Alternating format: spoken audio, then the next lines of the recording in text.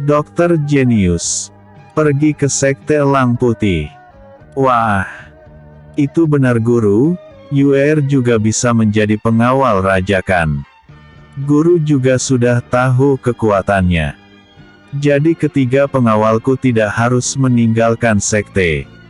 Seru raja dengan cepat. Melihat sikap raja, ketiga pengawalnya hanya bisa menahan tawa. Dasar raja bucin. Ada kesempatan langsung disergap. Benar juga kakak. Kalau ada si Yue di sebelah raja, tiga pengawalnya bisa berada di sekte. Ucap Guru Wang menambahkan. Baiklah kalian juga bisa berlatih bersama. Ucap Guru Yang Si. Terima kasih Guru. Kalau begitu Ye Xie, Ye Gu, Ye Mai kalian bertiga aku bebaskan tugas kalian selama 2 bulan ini hingga selesai penerimaan murid baru. Karena tugas kalian untuk sementara akan digantikan si Yue. Ucap Raja bersabda. Terima kasih Yang Mulia. Kami akan melaksanakan tugas dari Yang Mulia. Ucap mereka bertiga. Terima kasih Guru, terima kasih Yang Mulia. Ucap si Yue. Terlihat sekali wajah Raja cerah. Bagaimana tidak cerah jika nanti selama 2 bulan mendatang dimanapun dia berada si Yue akan bersamanya. Oh ya Yuer. Sebelum kau bertugas menjaga Yang Mulia Raja, pergilah ke sekte Elang Putih. Gurumu Sanwi ingin bertemu denganmu. Kau bisa langsung ke sana hari ini. Ucap Guru Yang Si. Baik Guru. Jawab si Yue. Elang Putih. Guru. Boleh Cutianji ikut adik seperguruan. Ucap Raja menghilangkan kedudukannya sebagai Raja. Mendengar ucapan Raja, Guru besar serba salah. Bagaimanapun juga pria di depannya adalah penguasa kerajaan ini. Baik, pergilah kalian berdua. Ucap Guru Yang Si. Terima kasih Guru. Kalau begitu murid undur diri. Ucap Raja sambil memberi hormat pada ketiga gurunya. Si Yue juga mohon diri Guru. Ucap si Yue lalu memberi hormat pada ketiga gurunya. Mereka berdua segera keluar dari rumah tinggal Guru Yang Si. Ketika berada di depan rumah sang guru, Raja bertanya. Yuer. Apakah kita langsung pergi ke perguruan Elang Putih? Tanya Raja. Iya. Kita langsung pergi ke sana saja Tians. Semua kebutuhan kita bukankah ada di ruang teratai?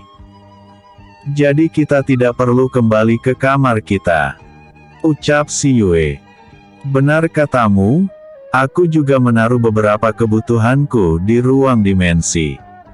Jadi kita tidak perlu lagi kembali ke kamar kita. Kata Raja Cutianji membenarkan. Jika tidak ada, di ruang terataiku juga ada baju baru untukmu. Ucap si Yue. Baguslah. Kalau begitu ayo kita langsung pergi saja. Ajak sang Raja. Akhirnya mereka berdua pergi berjalan menuju jalan keluar sekte. Seperti biasa setiap mereka berjalan menyusuri halaman sekte, mereka akan menjadi pusat perhatian para murid. Namun mereka terlihat tenang saja berjalan menuju pintu gerbang. Dan di antara para murid, terlihat Putri Lucia yang berdiri di bawah sebuah pohon rindang menatap kepada keduanya dengan wajah marah dan iri. Dia sangat marah dan iri pada si Yue yang bisa berjalan berdampingan dengan Raja, dan dia menganggap si Yue telah merebut Raja dari tangannya. Walaupun yang dia tahu si Yue seorang pria muda. Dengan tangan terkepal erat hingga kuku jari tangannya melukai telapak tangannya, Lucia menatap mereka berdua dengan penuh kenayahan. Raja. Kau memaksaku untuk melakukan kecurangan padamu. Demi untuk mendapatkanmu apapun akan aku lakukan. Apapun itu. Ucap Lucia Denga. Wajah marah karena marah. Tanpa dia sadari seekor burung pipit berada di ranting pohon mendengarkan ucapannya. Burung pipit itu ditugaskan oleh Feng Kui untuk selalu berada di dekat gadis itu.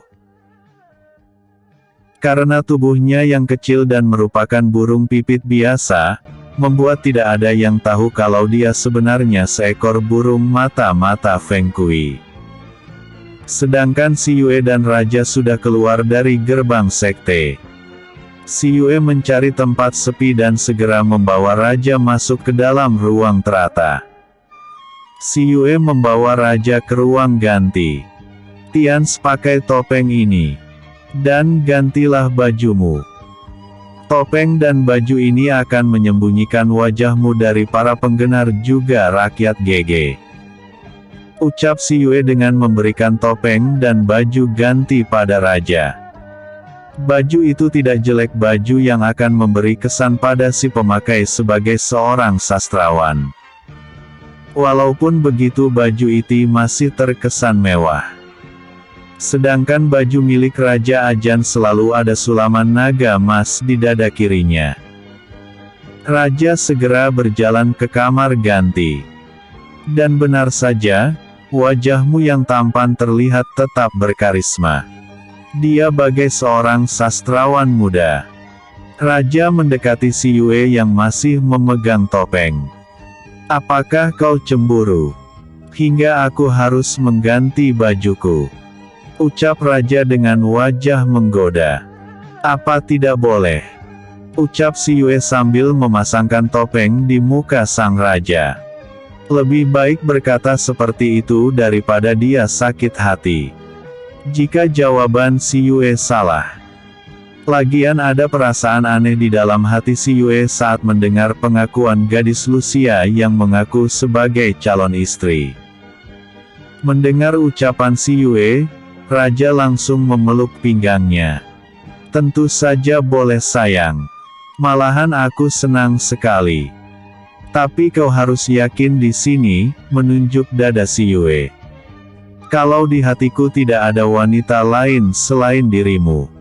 Ucapnya meyakinkan. Selamanya. Tanya Si Yue menggoda. Selamanya. Jawab Raja sambil menatap wajah sang kekasih.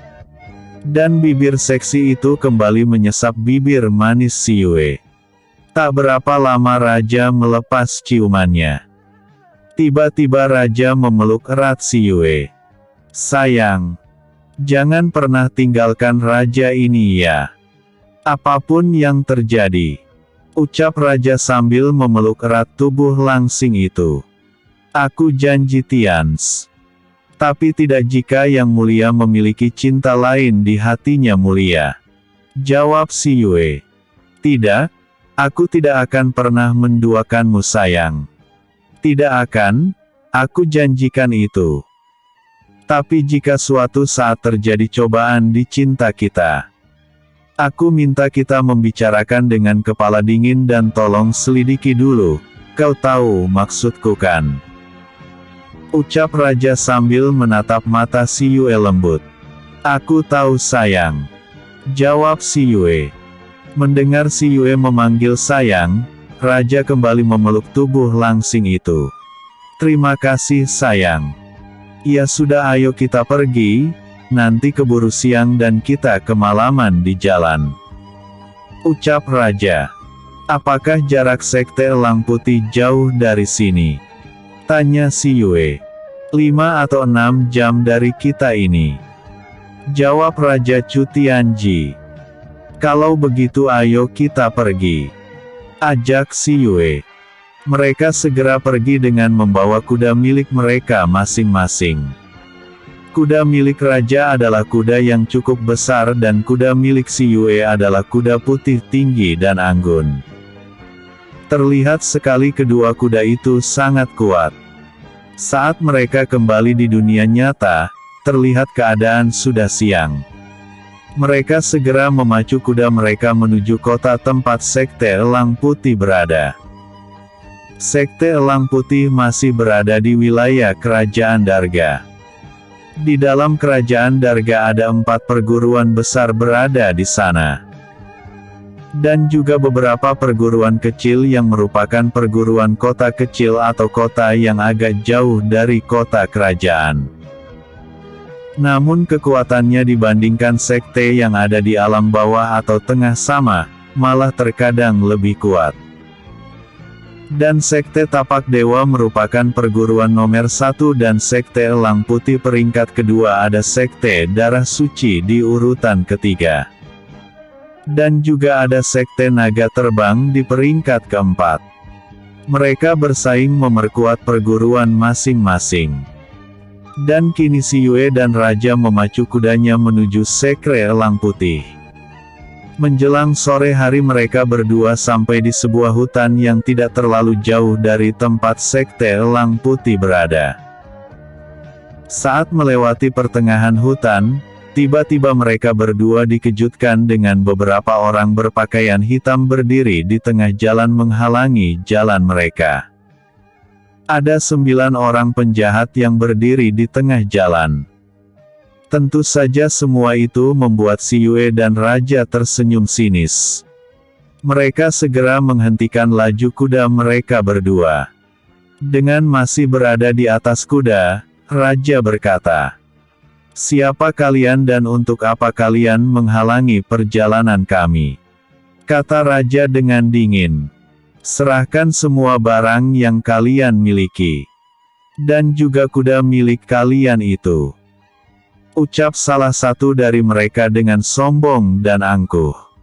Sepertinya dia adalah pemimpin dari para perampok itu. "Kami tidak memiliki barang dan kuda ini tidak mungkin kami berikan pada kalian, jadi biarkan kami pergi." Ucap Raja dingin. "Kalau begitu berikan nyawa kalian pada kami." Ucap pria itu dengan wajah sinis. "Apakah kalian mampu?" Jawab Raja. "Sombong. Kalian hanya berdua. Dan kami 9 orang. Apakah kalian tidak takut?" Ucap pria itu mencoba menakuti. "Hanya pria seperti kalian ini kami akan takut. Kalian menghina kami. Jangankan hanya 9 orang. Kalian tambah jumlah pun kami tidak takut, majulah kalian bersama." Seru Raja dengan marah. "Brengsek. Ternyata kalian berdua manusia yang tak tahu diri ya. Sudah tahu mau mati tapi kalian tetap saja sombong. Dasar manusia bodoh, sayang sekali dengan ketampanan kalian. Teman-teman, ayo kita serang dan bunuh kedua manusia sombong ini. Aku ingin tahu bagaimana nanti jika mereka di ujung kematian." Seru si kepala perampok. Mereka segera mengepung si Yue dan Raja. "Yue, biarkan kami yang menghadapi mereka." Terdengar suara Tiger. "Baik, lakukan," jawab si Yue. Dan tak lama di depan mereka berdiri 3 sosok pria yang sangat tampan berdiri dengan anggun di depan kuda Raja dan si Yue. Melihat kedatangan 3 pemuda yang terlihat sangat tampan itu, semua penjahat terkejut. Begitu juga dengan Raja. "GG. Biarkan mereka yang menghadapi gerombolan itu," kata si Yue dengan tenang. Raja pun tahu kalau mereka makhluk kontrak si Yue. Dan tak lama terlihat ketiganya melawan 9 penjahat itu dengan tenang. "Tiger, Kui, Xiao Tu jangan lama-lama," seru si Yue. "Baik Yue, kalian berdua pergilah. Kami akan menyelesaikan masalah ini dengan cepat dan segera menyusul kalian," seru Tiger yang melawan penjahat itu dengan santai. "Baiklah, kami akan pergi. Jangan terlalu lama melawan mereka," seru si Yue kembali. Dia segera memacu kudanya bersama Raja. Melihat tingkah sang kekasih, Raja semakin bangga padanya. Tidak pernah dalam kehidupan dia selama ini bertemu dengan seorang gadis yang kuat namun sangat lembut hatinya. Dan begitu banyak yang menyayanginya. Dari mulai manusia, hewan kontrak sampai pada tumbuhan kontrak. Namun sudah sekuat itu. Tidak ada sifat sombong sama sekali di dirinya. Sambil tersenyum dia memacu kudanya mengikuti sang kekasih menuju perguruan elang putih. Tak berapa lama setelah melewati 2 desa, mereka sampai di kota kecil tempat sekte atau perguruan elang putih berada. Ketika mereka akan masuk ke dalam kota menuju sekte, ternyata ketiga hewan kontrak si Yue telah menyusul mereka dan kembali berada di leher si Yue. "Kalian sudah kembali," kata si Yue. "Sebenarnya kami sudah selesai tadi. Tapi kami ingin mengetahui siapa yang menyuruh mereka menyerangmu," ucap Tiger. "Lalu, apakah kalian sudah menemukan siapa mereka?" tanya si Yue. "Putri Lin Yun. Dia menyuruh mereka membunuhmu," ucap Tiger dengan marah. "Cek, gadis itu. Bagaimana jika dia tahu kalau aku sudah menjadi kekasih pria yang dia cintai?" gumam si Yue. "Dia akan gila Yuer," jawab Feng Kui sambil tertawa. "Tapi tunggu. Dari mana mereka tahu kalau aku pergi ke perguruan elang putih?" kata si Yue menyadari masalah. "Ada mata-mata Putri Lin Yun di sekte tapak dewa," ucap Tiger menebak masalah. "Sepertinya mata-mata itu tahu saat kalian keluar dari sekte," ucap Feng Kui. "Lalu kenapa Lin Yun tetap menyerang kami jika dia tahu aku pergi bersama raja? Bukankah dia mencipta raja?" kata si Yue. "Kalau begitu dia tidak tahu kalau yang mukia bersamamu. Bukankah kau telah merubah kekasihmu itu Yuer?" ucap Xiao Tu. "Kalau begitu mereka tahu setelah kita keluar dari ruang teratai dong," kata si Yue lagi. "Benar katamu Yuer. Dia tahu kau pergi ke sekte elang putih setelah kita keluar dari ruang teratai," tambah Feng Kui. Dan saat itu raja melihat kalau ketiga hewan kontrak si Yue sudah berada kembali di bahu sang kekasih. Dia pun bertanya, "Mereka sudah kembali Yuer?" tanya raja. "Iya. Dan mereka juga tahu kalau 9 orang yang menghambat perjalanan kita tadi bukan penjahat biasa, tetapi suruhan seseorang," ucap si Yue. "Suruhan seseorang? Untuk apa?" tanya raja dengan wajah kaget. "Untuk membunuhku," jawab si Yue dingin. "Apa? Membunuhmu? Brengsek. Berani sekali mereka ingin menyakitimu di depanku. Siapa yang menyuruh mereka?" ucap raja dengan marah. Dia menghentikan kudanya. Otomatis si Yue juga berhenti. "Putri dari Tuan Sang Baiki. Putri Lin Yun," ucap si Yue. "Yue. Apa? Dia? Berani sekali dia. Apakah dia sudah sembuh dari lukanya?" kata raja dengan marah. "Sepertinya sudah. Buktinya dia sudah berani keluar.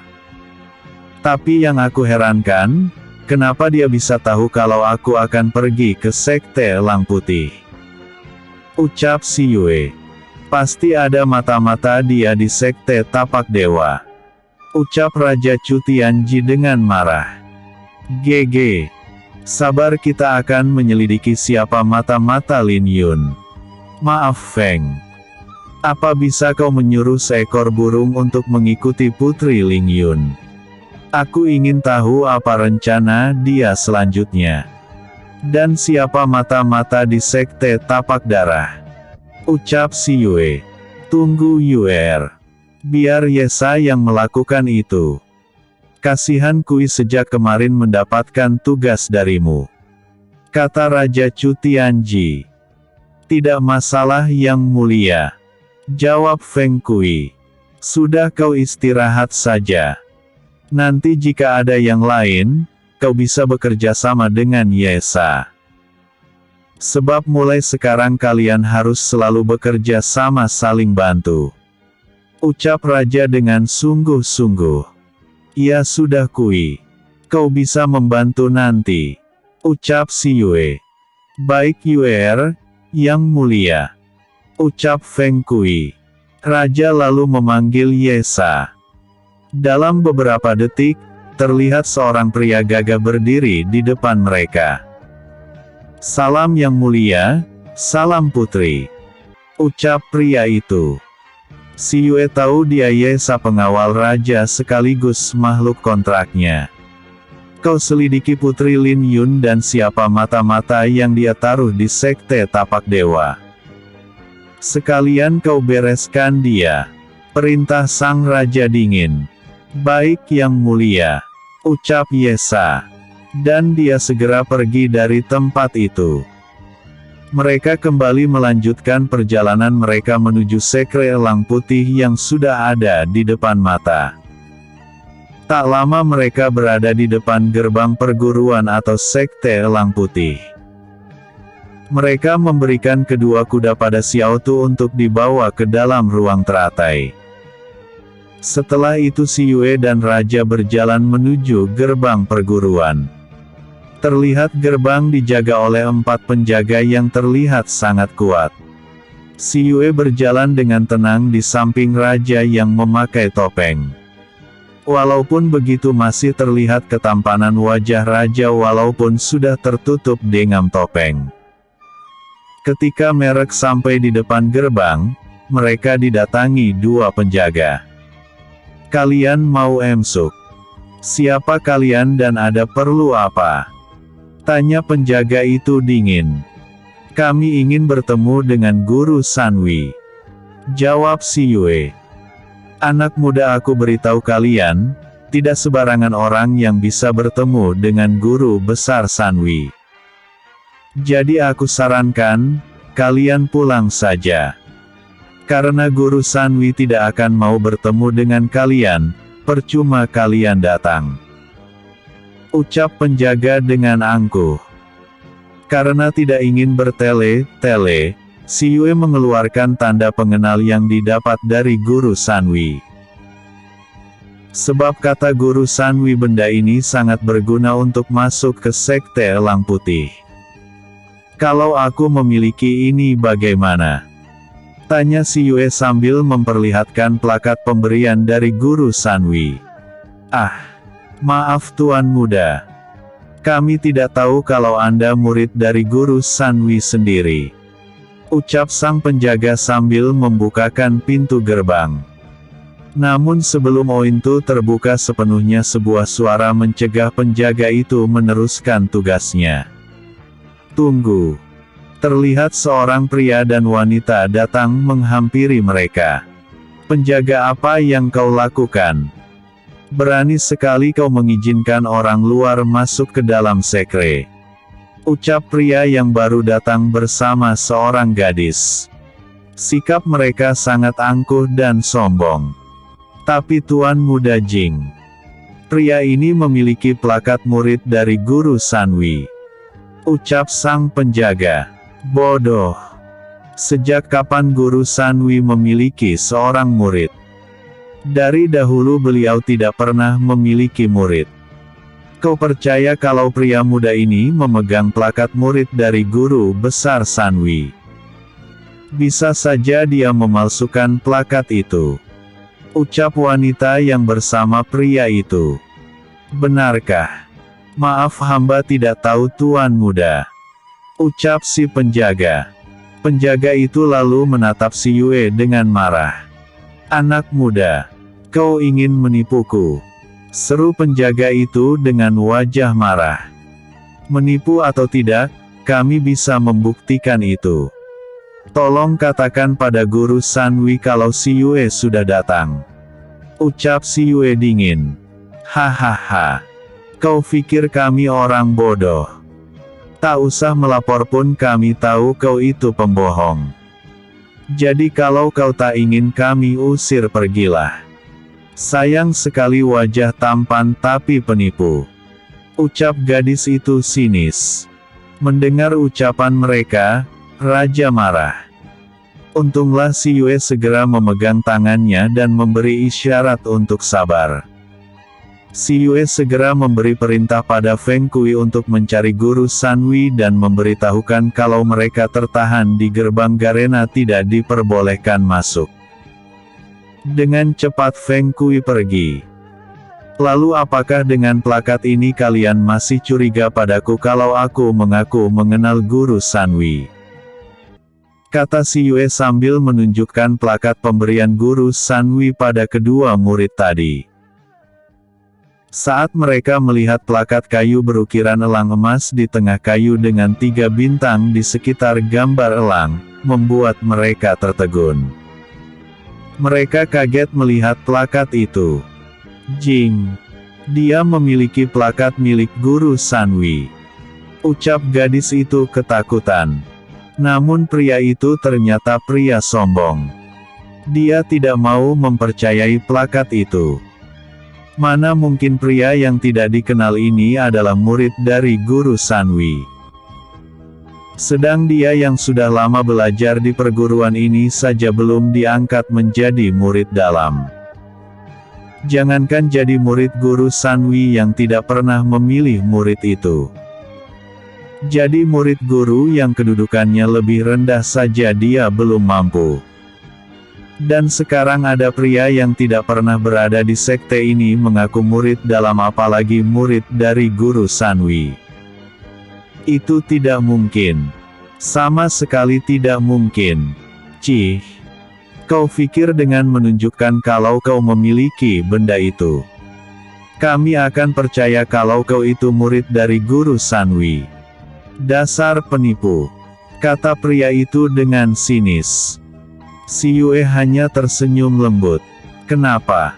Kenapa kau tidak percaya? Atau mungkin karena kau tidak bisa menjadi murid guru Sanwi ya? Atau paling tidak murid dalam? Kata si Yue membuat hati pria itu tertusuk. Si Yue harus bisa membuatnya ngulur waktu. Kau, brengsek, tutup mulutmu. Kau berani menghinaku. Kau tahu siapa aku? Seru pria yang bernama Jing itu marah. Memangnya kau siapa? Apakah aku perlu mengenalmu? Ucap si Yue dengan wajah mengolok. Brengsek, dengarkan dengan baik. Aku Jinghu, putra dari penguasa kota Puri ini. Dan kau berani menghina putra penguasa ini, ha? Serunya marah. Cek, pengusaha kota. Ah, aku pikir kau putra Raja Chu Tuanji. Ucap si Yue membuat Raja Chu Tianji terbatuk-batuk. Dasar gadis nakal. Umpat raja dalam hati. Brengsek, kau menghinaku. Berani sekali kau. Pergi kau dari sini. Dan jangan datang lagi.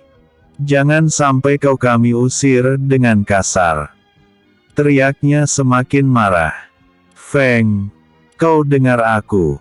Tanya si Yue bertelepati. Dengar Yue, jawab Feng Kui. Kau sudah bertemu dengan guru? Tanya si Yue lagi. Sudah. Kami dalam perjalanan ke arahmu. Ucap Feng Kui. Hei, kau bisa meyakinkan guru? Seru si Yue heran. Aku juga bingung. Guru sepertinya sudah mengenalku. Ucap Feng Kui. Ya sudah. Namun ucapan si Yue kepada Feng Kui terputus saat pria di depannya berteriak. Hei kau brengsek. Apalagi yang kau tunggu di sini? Apakah kau ingin kami usir secara tidak hormat, ha? Teriaknya marah. Dia sudah marah mendengar ucapan si Yue sejak tadi. Dan semua itu membuat mereka menjadi tontonan gratis para murid perguruan Elang Putih. Kalau aku tidak mau, apa yang akan kau lakukan? Apakah kau berani mengusirku? Ucap si Yue menantang. Brengsek. Kau tidak tahu diri ya? Dikasihani malah ngelunjak. Baik kalau itu keinginanmu, aku akan mengusirmu sekarang. teriaknya dengan marah. Baiklah, coba saja. Aku tak pernah menyangka kalau murid perguruan Elang Putih begitu arogan dan semena-mena pada tamu. Ucap Si Yue. Mendengar ucapan Si Yue, pria utuh segera menerjang menyerang Si Yue. Dengan santai Si Yue menghindari serangan pria itu. Melihat serangannya dengan mudah dihindari malah beberapa kali dipatahkan, pria itu semakin marah. Dia menyerang Si Yue dengan lebih keras lagi. Namun dengan entengnya Si Yue menghindar, malah sambil menghindar dia berkata, "Saudara Jing, kalau menyerang seseorang jangan dengan emosi, emosi akan membuat kau mudah dikalahkan, dan satu lagi. Seranganmu banyak celahnya. Contoh." Dan tiba-tiba Si Yue menendang pantat pria itu. Membuat pria itu terhuyung, dan kembali menyerang. Namun, dan ini lagi, ucapnya sambil memukul pelan kepala pria itu. Jika Si Yue ingin membunuh pria itu sudah dari tadi dia bisa melakukannya.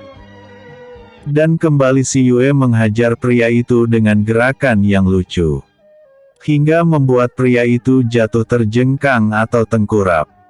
Dan lagi-lagi pria itu berdiri dan menyerang. Dan ini lagi, ucap Si Yue sambil menendang lagi bagian belakang kedua lutut pria itu. Hingga pria itu jatuh terduduk di depan gerbang. Dan tak bangun karena kelelagan dan badannya sakit semua karena dihajar Si Yue. Setelah itu Si Yue kembali ke tempat dia berdiri. Semua orang tertegun melihat perbuatan Si Yue. Pria muda itu bukannya sedang bertarung malah seperti memberi pelajaran pada pria yang sejak tadi menghinanya yaitu anak pengusaha kita. Plok, plok, plok. Bagus muridku. Kau memang pantas jadi murid pria tua ini. Tiba-tiba terdengar tepuk tangan dan suara dari Guru Sanwi. Ternyata sudah sejak tadi beliau berada di sana. Melihat guru besar Sanwi datang, dia berjalan ke arah Si Yue. Si Yue dan raja serta para murid dan penjaga yang berada di sana mengucapkan salam dan memberi hormat. "Salam guru besar Sanwi," ucap mereka serempak. "Sudah cukup, Si Yue. Kenapa kau masih bermain-main di sini? Kenapa tidak langsung masuk ke dalam? Apakah kau masih ingin dimarahi guru?" ucap Guru Sanwi sambil mengusap kepala Si Yue. "Hehehe, maaf guru. Si Yue hanya ingin berkenalan dengan saudara seperguruan dari Elang Putih," ucap Si Yue menutupi kejadian yang sebenarnya. Mendengar ucapan Si Yue, kedua murid yang tadi telah membuat Si Yue tidak bisa masuk, menjadi malu dan takut. Mereka menunduk malu. Dan mereka semakin malu mendengar Si Yue melindungi mereka. "Dasar anak nakal. Ayo masuk." Tunggu. Siapa pria satu ini?" ucap Guru Sanwi sambil menatap raja yang berada di sebelah Si Yue. "Maaf guru, dia kakak senior Si Yue," jawab Si Yue sambil tersenyum. "Kakak senior? Maksudmu ini?" "Ini," ucap guru tak percaya. "Salam guru," ucap raja sambil memberi salam dengan menangkupkan 7 di depan dada. Dan kepala menunduk memberi salam. "Ya dewa. Ayo masuk. Kalian ini. Kenapa menghalangi mereka masuk?" seru Guru Sanwi marah. Bagaimana bisa mereka menghalangi pengusaha kerajaan masuk ke dalam sekte? Untung dia tidak marah. Seru hati Guru Sanwi. "Maaf kami guru besar," seru penjaga dan murid tadi ketakutan. "Dasar tidak berguna. Kalian akan mendapatkan hukuman. Kalau tidak, kalian akan kembali melakukan perbuatan yang merugikan seperti ini. Apakah kalian tahu siapa dia?" teriak Guru Sanwi marah. Mereka terdiam dalam penyesalan. Akhirnya Guru Sanwer membawa masuk si Yue dan Raja langsung ke rumah tinggal tempat dia pribadi. Para guru yang tadi ikut menyaksikan kejadian itu heran. Ada apakah ini? Siapa kedua pria itu? Ucap mereka dalam hati. Atau berbisik pada sang teman. Membicarakan masalah tadi. Namun mereka juga kagum dengan gerakan lincah pria muda tadi yang sepertinya memberi pelajaran pada murid mereka. Maaf sampai di sini dulu ya. Aku lanjut besok lagi. Jangan lupa like, vote dan komennya aku tunggu. Untuk malam tahun baru ini aku perpanjang. Tapi nggak usah aku buat 2 episode. Cukup 1 saja. Selamat membaca, selamat tahun baru, semoga di tahun yang akan datang kebahagiaan dan kesuksesan dapat kita raih. AAMIIN. Bersambung. Episode sebelumnya, keributan di kantin. Episode berikutnya, perjalanan menuju Gunung Naga Salju. Dokter Jenius. Perjalanan menuju Gunung Naga Salju. Dasar tidak berguna. Kalian akan mendapatkan hukuman. Kalau tidak, kalian akan kembali melakukan perbuatan yang merugikan seperti ini. Apakah kalian tahu siapa dia? Teriak Guru Sanwi marah. Mereka terdiam dalam penyesalan. Akhirnya Guru Sanwi membawa masuk si Yue dan Raja langsung ke rumah tinggal tempat dia pribadi. Para guru yang tadi ikut menyaksikan kejadian itu heran. Ada apakah ini? Siapa kedua pria itu? Ucap mereka dalam hati. Atau berbisik pada sang teman. Membicarakan masalah tadi. Namun mereka juga kagum dengan gerakan lincah pria muda tadi yang sepertinya memberi pelajaran pada murid mereka. Si Yue dan Raja mengikuti Guru Sanwi. Mereka melalui beberapa kelas dan ruang-ruang entah ruang apa. Namun saat si Yue sedang berjalan dengan tenang bersama Raja dan Guru Sanwi, tiba-tiba ada yang memanggil namanya. Tentu saja si Yue kaget. Si Yue. Seru panggilan yang membuat berhenti ketiga orang yang sedang berjalan ke arah rumah tinggal Guru Sanwi. Dan saat si Yue melihat siapa yang memanggilnya, si Yue terkejut bukan main. Ternyata yang memanggilnya adalah YZ yang mengaku kakak sepupunya. YZ, kaukah itu? Tanya si Yue tak percaya. Pria ini terlihat ada sedikit kemiripan dengan si Yue. Jadi kau benar bebar si Yue kan? Ucap Weizi kembali setelah dekat dengan mereka. Kak, apa kabar? Kata si Yue.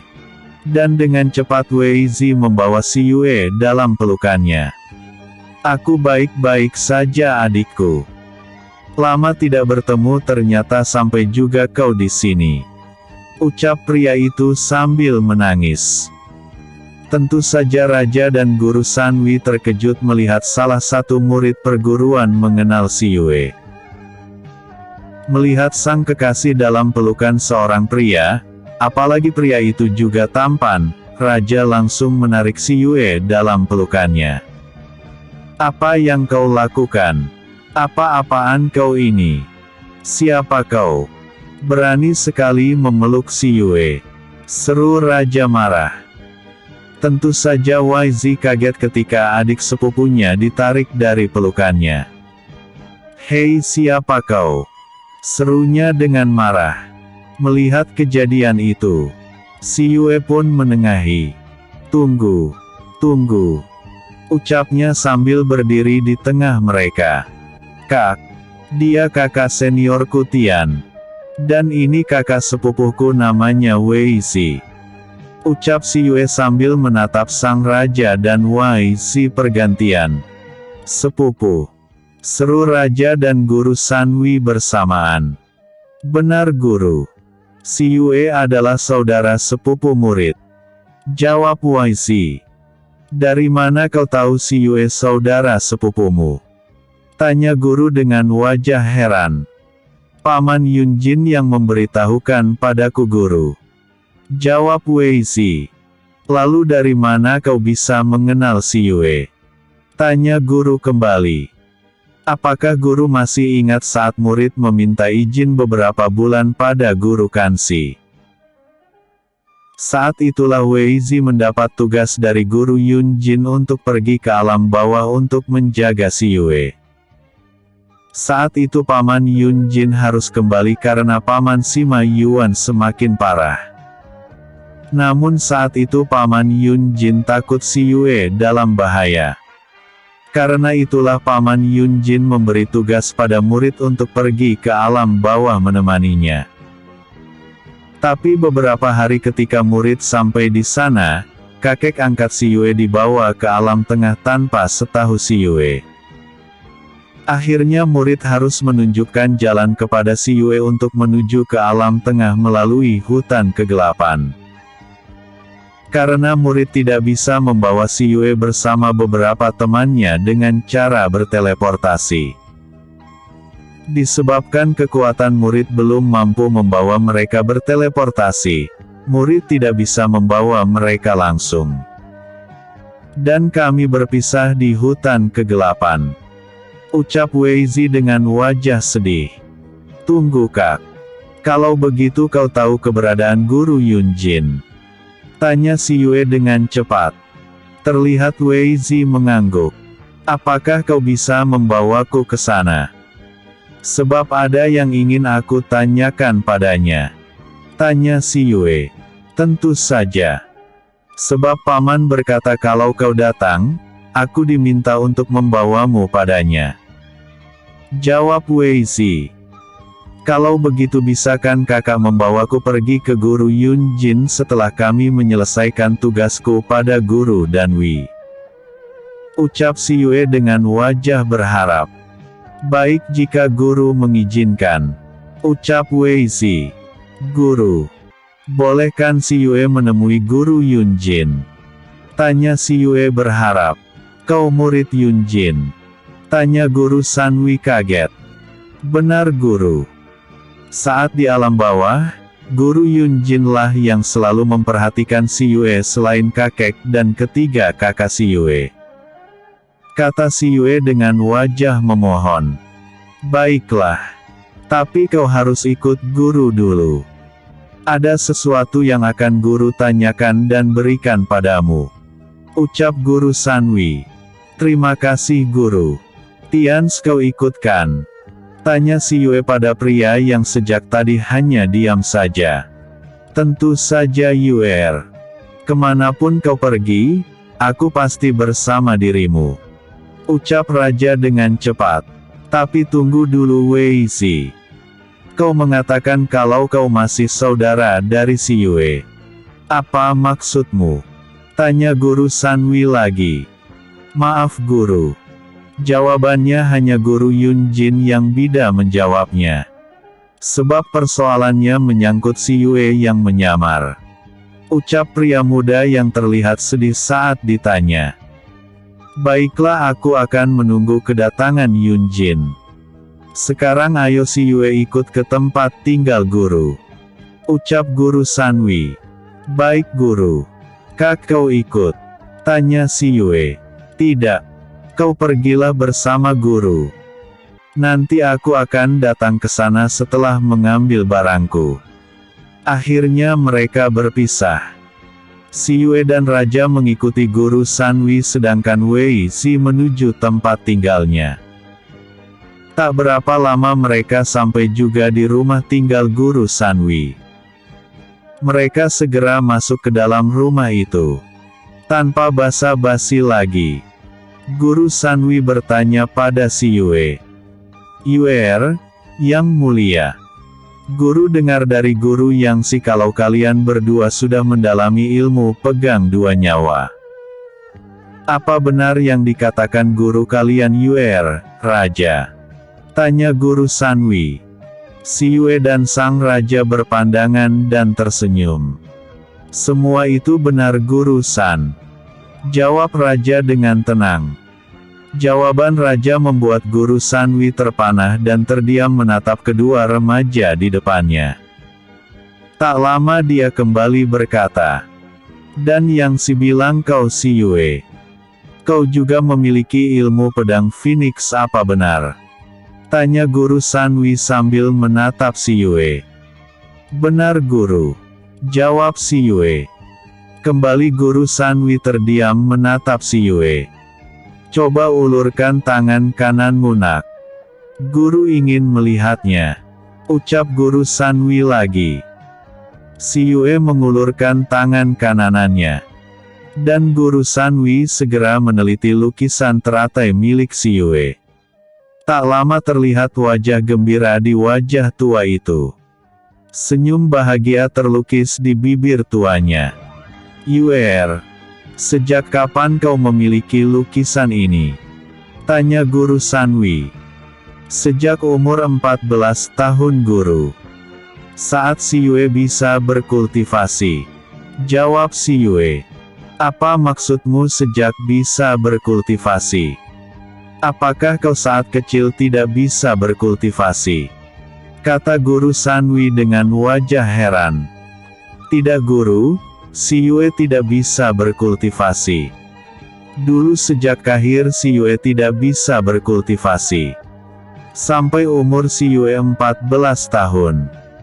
Hingga si Yue menjadi bahan olokan dan hinaan di kota kerajaan Juhan. Hingga si Yue dianggap sebagai sampah yang tidak diingini dan dianggap memalukan kerajaan Juhan. Untunglah kakek si dan ketiga kakak si Yue selalu menjaga dan melindungi si Yue. Mereka tetap mencintai si Yue walaupun si Yue merupakan sampah masyarakat. Dan untunglah penguasa kerajaan itu juga menyayangi si Yue. Kebencian mereka sangatlah dalam pada si Yue hingga mereka tega menyiksa si Yue hingga si Yue di ujung kematian. Namun pada saat itulah si Yue mendapatkan keajaiban. Tiba-tiba si Yue bisa mengetahui dan merasakan kalau ternyata ada racun di tubuh si Yue, terutama di dentian si Yue, yang membuat si Yue tidak bisa berkultivasi. Otak si Yue pun entah mengapa seperti mudah mengerti dan mudah memahami masalah. Akhirnya si Yue mencoba mengobati diri si Yue sendiri. Dan akhirnya seperti yang guru ketahui, si Yue bisa dalam pengobatan. Jawab si Yue. "Nak, begitu banyak penderitaan yang kau hadapi." Si Yue, tolong jawab dengan jujur pertanyaan guru. "Apakah kau pemilik darah Phoenix?" ucap Guru Sanwi dengan jantung berdebar. Mendengar pertanyaan Guru Sanwi, terlihat keterkejutan di wajah si Yue dan raja. Mereka saling bertatapan, dan tak berapa lama, si Yue melihat raja mengangguk. Akhirnya dia berucap, "Benar Guru. Si Yue pemilik darah Phoenix." "Lalu dari mana Guru tahu kalau si Yue pemilik darah Phoenix?" tanya si Yue dengan heran. "Dari lukisan anggrek merah di tanganmu," jawab Guru Sanwi. "Lalu dari mana Guru tahu kalau si Yue memiliki lukisan ini?" tanya si Yue lagi. "Dari sahabatku, gurumu Yang Si," ucap Guru Sanwen jujur. "Guru Yang Si. Bo si Yue. Benar. Kami dua sahabat sejak muda. Dan kami tidak pernah menyembunyikan apapun di antara kami. Beberapa hari yang lalu, aku datang ke tempat gurumu, dan pada saat itulah gurumu bercerita tentang dirimu. Aku yang mendengarnya tidak percaya. Sebab darah Phoenix hanya ada satu. Dan di alam atas ini ada Lin Yun yang memiliki darah Phoenix walaupun kami tidak menemukan ciri-ciri yang seperti ada pada buku petunjuk. Dan Guru Yang Si juga berkata kalau kau memiliki ilmu pengobatan akupuntur jari emas. Karena itulah gurumu ini semakin penasaran. Saat itu aku ingin bertemu denganmu, tapi gurumu bilang kalau kau sedang berlatih dengan kakak seniormu, jadi aku tidak bisa bertemu denganmu. Ucap Guru Sanwi. Karena itukah guru memintaku datang kemari? Tanya si Yue. Benar nak. Dan jika memang kau benar pemilik darah Phoenix dan aku sudah yakin itu. Lalu siapa Lin Yun itu? Kata Guru Sanwi dengan wajah heran. Murid juga tidak tahu guru. Jawab si Yue. Namun terdengar suara Raja Chu Tianji. Raja pikir ada suatu rahasia yang harus kita ungkap guru. Aku yakin ini ada hubungannya dengan si Yue dibuang di alam bawah dan hilangnya kakak seperguruan Sima Yuan. Kata Raja dengan wajah serius. Benar kata Yang Mulia. Pasti ini ada hubungannya dengan si Yue ada di alam bawah. Tapi soal Sima Yuan, kami sudah menemukan dia. Dia kini sedang dijaga oleh Yun Jin. Kata Guru Sanwi. Sudah ketemu dan sedang dijaga. Memangnya kenapa dengan senior Sima Yuan guru? Dan kenapa kedua orang tua beliau tidak diberitahu? Seru Raja kaget. Kami masih merahasiakan itu. Gurumu saja tidak tahu. Aku baru tahu akhir-akhir ini. Yun Jin benar-benar merahasiakan keberadaannya. Dia berkata demi keselamatan Sima Yuan, tapi tadi kita mendengar dari Wei Zi, kenapa dia malah meminta Wei Zi untuk membawa si Yue ke sana? Apakah dia tahu kalau si Yue bisa dalam pengibatan? Ucap Guru Sanwi tak mengerti. Sepertinya ada rahasia yang Guru Yun Jin ketahui. Jawab Raja. Ya sudah. Bukankah nanti kalian akan bertemu dengan Yun Jin, nanti kau bisa menanyakannya? Oh ya Yue. Guru memiliki buku, kau bisa mempelajarinya dan saat kau sudah mengerti dan hafal, kau bisa kembali lagi kemari. Dan guru akan melihat kemajuanmu atau kemampuanmu. Kau mengerti nak? Ucap Guru Sanwi sambil memberikan 2 buku pada si Yue. Mengerti guru. Terima kasih, murid akan berusaha berlatih dengan benar. Setelah murid mempelajari isi buku, murid akan kembali lagi. Jawab si Yue. Tiba-tiba terdengar ketukan di pintu. Membuat semua orang menatap ke arah pintu. Terlihat Wei Zi berdiri di sana. Maaf guru. Murid mengganggu. Ucap Wei Zi. Tidak masalah. Kami sudah selesai. Si Yue. Pergilah kalau kau akan pergi menemui Guru Yun Jin. Biar Wei Zi mengantarmu. Ucap guru dengan lembut. Terima kasih guru. Kalau begitu kami mohon diri. Ucap si Yue sambil memberi hormat pada sang guru diikuti Raja. Mereka segera keluar dari rumah tinggal Guru Sanwi. Melihat si Yue pergi, Guru Sanwi terlihat sangat bahagia. Ternyata kau gadis cantik dan pemilik dari darah Phoenix yang sebenarnya nak. Aku sudah merasakan kekuatan itu saat di alam tengah. Untunglah kami menemukan dirimu. Tapi jangan khawatir, aku juga akan mencari sebab kau terbuang dari alam atas ini. Semoga Sima Yuan dapat kau sembuhkan dan cepat tersadar agar kau bisa menemukan kembali keluargamu dan bisa kembali ke lingkungan keluargamu. Ucap Guru Sanwi dalam hati. Sedangkan si Yue, Raja dan Wei Zi segera keluar dari perguruan. Ketika sampai di luar, Wei Zi berkata, "Kalian tidak membawa kuda?" Tanya Wei Zi sambil melihat kanan kiri. "Jangan khawatir kak. Kami membawa kuda." "Memangnya kenapa kak?" Tanya si Yue dengan tenang. "Bukan begitu, jarak yang akan kita tempuh cukup jauh. Jika kalian tidak memiliki kuda kita akan membelinya.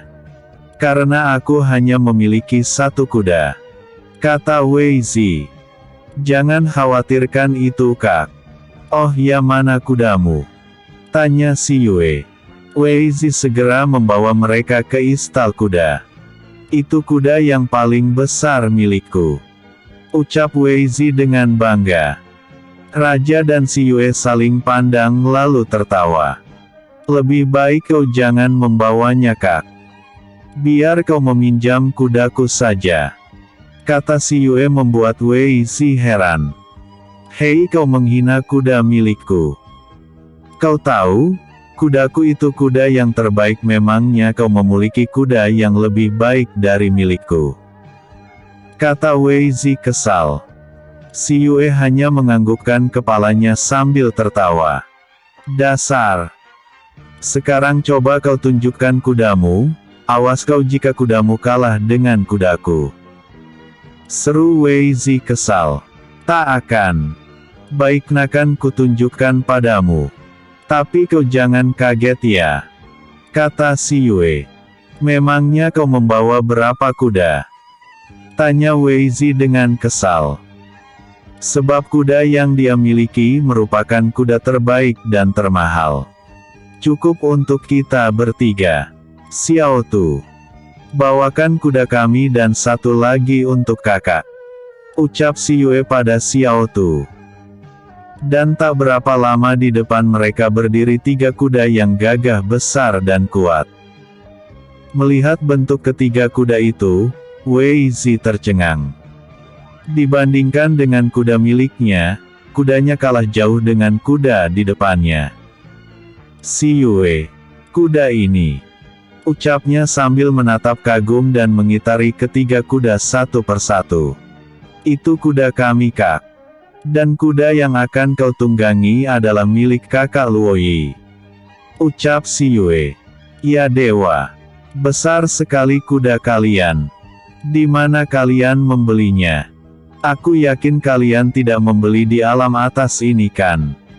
Sebab aku tahu tidak ada kuda sebagus ini di alam atas, seru Wei Zi dengan kagum. Tentu saja itu kuda istimewa. Bukankah raja selalu memiliki kuda yang terbaik? Ucap raja membantu si Yue. Dia berkata sambil memeluk pinggang si Yue. Melihat kedekatan si Yue dengan pria bertopeng di depannya, Wei Zi menatap heran. Si Yue dia, ucap Wei Zi. Si Yue tahu yang dimaksud Wei Zi. Dia kekasihku Kak, ucap si Yue. Kekasihmu, kata Wei Zi tak percaya. Iya, adikmu kekasihku, kata raja bangga. Terlihat kejutan di mata Wei Zi. Namun tak lama dia berkata dengan sungguh-sungguh. Aku harap jangan sampai kau membuat dia sakit hati. Walaupun kau berilmu tinggi, atau berkedudukan tinggi, aku tak peduli, aku akan tetap mencarimu dan menghajarmu, ucap Wei Zi sungguh-sungguh. Dia tidak tahu kalau yang dia ancam adalah penguasa nomor 1 kerajaannya. Jangan khawatirkan itu. Aku terlalu mencintai adikmu, dan tak akan mungkin menyakitinya, ucap raja sambil mencium rambut si Yue. Melihat kesungguhan raja, Wei Zi bernafas lega. Aku pegang kata-katamu, ucapnya. Si Yue yang mendengar ucapan Wei Zi jadi terharu. Ada perasaan hangat mengalir di hatinya. Baiklah, ayo kita pergi. Jadi aku memakai kuda ini, kata Wei Zi kembali. Benar Kak. Takutnya jika memakai kudamu sendiri, kuda milikmu tidak akan mampu menandingi kekuatan kuda kami, ucap si Yue. Kalau begitu ayo kita berangkat, ucap Wei Zi. Mereka segera berangkat menuju tempat Guru Yunjin. Mereka memacu kendaraan dengan cepat. Melihat kecepatan kuda yang dia naik, Wei Zi tertawa. Yuer, Kuda ini sangat hebat. Kau membuat aku iri. Ucap Wei Zi sambil tertawa. Suatu saat kau juga akan punya kak. Seru si Yue sambil tersenyum. Mereka pun melanjutkan perjalanan mereka tanpa bicara lagi. Jika malam hari dan mereka berada di sebuah desa, mereka akan menginap di desa itu. Dan pagi harinya mereka akan melanjutkan perjalanan. Tak terasa mereka melakukan perjalanan selama 3 hari. Dan makam ini mereka berada di sebuah desa yang terlihat agak ramai. Namun banyak sekali wajah-wajah jahat. Kak, sebenarnya guru ada di mana? Kata si Yue pada Wei Zi. Saat ini mereka sedang duduk di rumah makan yang berada di lantai bawah dari kamar yang mereka sewa selama semalam. Baiklah, akan aku katakan. Saat di tempat guru aku tidak bisa mengatakan itu. Karena Paman Yun Jin tidak menghendaki siapapun mengetahui keberadaan mereka. Dia tidak ingin keberadaan Paman Sima Yuan diketahui orang. Semua itu demi kebaikan Paman Sima Yuan. Ucap Wei Zi. Terlihat dia diam sejenak. Kenapa seperti itu, Kak? Tanya si Yue. Kau bisa menanyakan sendiri pada paman saat kau sudah bertemu dengannya. Ucap Wei Zi. Lalu di mana keberadaan guru? Tanya si Yue pelan. Dia berada di Gunung Naga Salju. Jawab Wei Zi pelan. Apa? Naga Salju? Seru pelan raja dengan wajah kaget. Sedangkan si Yue menatap dengan heran. Memangnya kenapa dengan Gunung Naga Perak GG? Tanya si Yue. Gunung itu terkenal dengan hawanya yang sangat dingin. Juga dihuni oleh seekor naga yang terkenal dengan kekejamannya. Kata raja masih dengan wajah kaget. Tapi sudah hampir 18 tahun ini Paman Sima Yuan tinggal di sana. Dan naga itu tidak bangun. Ucap Wei Zi. Maksud kalian, gunung itu dihuni oleh seekor naga dan sekarang naga itu sedang tidur panjang. Tanya si Yue. Benar Yuer. Kata orang seperti itu.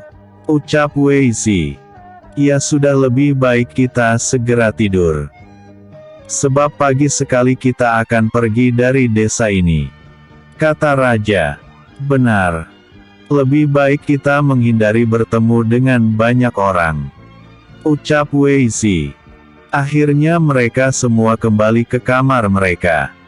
Sayang, selamat malam. Ucap raja sambil mencium lembut kening si Yue. Selamat malam Tian Ge.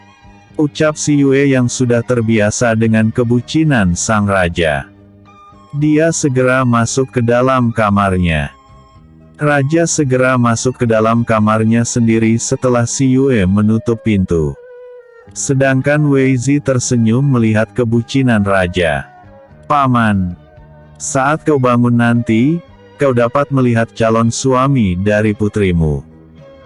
Dan aku yakin kalau dia orang baik. Walaupun wajahnya tertutup topeng. Aku tahu wajah di balik topeng itu sangat tampan. Ucap Wei Zi sambil masuk ke dalam kamar. Terlihat senyum di bibirnya. Kamar si Yue berada di tengah kamar keduanya. Namun saat si Yue sedang bermeditasi di malam hari, si Yue mendengar kaki berjalan di atap rumah. Cek. Siapa yang mencoba mengganggu kita, Tiger? Kata si Yue pada Tiger yang tidur di atas ranjang bersama Feng Kui dan Xiao Tu. Sepertinya mereka bayak Yuer. Ucap Tiger dengan badan masih tiduran. Mendengar langkah itu, lampu mintak di dalam kamar segera dimatikan.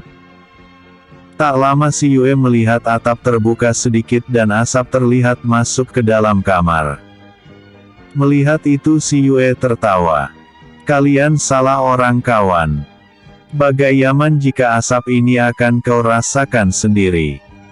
Dan Ivy, Beri mereka pelajaran yang tak akan mereka lupakan. Ucapnya pelan. Siap UR.